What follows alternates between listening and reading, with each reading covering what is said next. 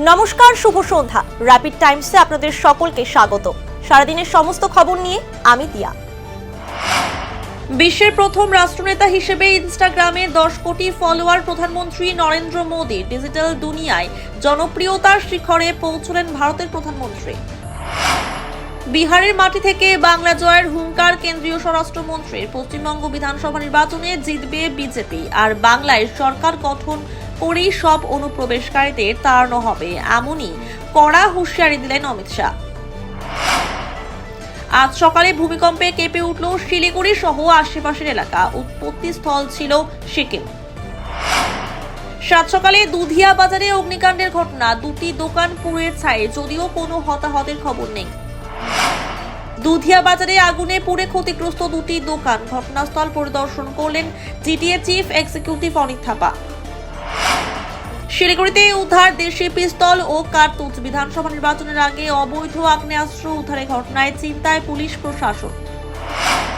হুমকি ফোন কলের জেরে বেশ কয়েক ঘন্টার জন্য বন্ধ রাখা হলো শিলিগুড়ির পাসপোর্ট অফিস। জানা গিয়েছে, কলকাতার রিজিওনাল পাসপোর্ট অফিসে একটি সংগঠনের নাম করে বিস্ফোরণের হুমকি দেওয়া হয়। এরপরই সারা দেশের পাসপোর্ট দপ্তরগুলিকে সতর্ক করে দেওয়া হয়।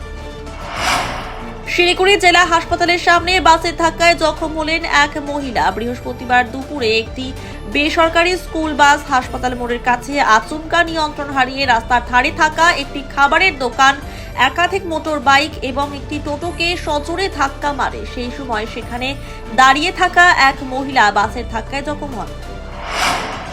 জনজাতি সুরক্ষা মঞ্চের উত্তরকন্যা অভিযান ঘিরে ধুন্ধুমার পরিস্থিতি। মিছিলে ছিলেন বিজেপি বিধায়ক দুর্গা মুর্মু সহ বিজেপি নেতা কর্মীরা ও বিশ্ব হিন্দু পরিষদের নেতা কর্মীরা। জনজাতি সুরক্ষা মঞ্চের উত্তরকন্যা অভিযান ঘিরে উত্তপ্ত হল শিলিগুড়ির 3 বাত্তি মোড় এলাকা। পুলিশ মিছিল আটকাতেই পরিস্থিতি উত্তপ্ত হয়ে ওঠে। পুলিশের তৈরি ব্যারিকেড ভাঙতেই জল কামান চালানোর পাশাপাশি কাঁদানে গ্যাসের সেল ছোড়া হয়। এরপর পাল্টা পুলিশকে লক্ষ্য করে ঢিল ছোড়া হয়। রাস্তায় টায়ার জ্বালিয়ে বিক্ষোভ দেখানো হয়। শিলিগুড়ি পৌর নিগমের 7 নম্বর ওয়ার্ডে 64টি সিসিটিভি ক্যামেরার উদ্বোধন করলেন মেয়র গৌতম দেব। এছাড়াও 7 নম্বর ওয়ার্ডের জন্য একটি অ্যাম্বুলেন্স প্রদান করা হয়।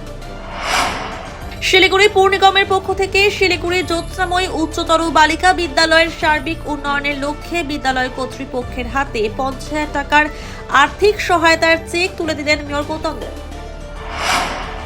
সারাদিনের সমস্ত খবরের আপডেট পেতে নজর রাখুন শিলিগুড়ি টাইমসে।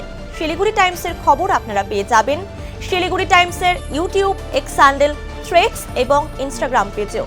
সঙ্গে থাকুন, দেখতে থাকুন শিলিগুড়ি টাইমস।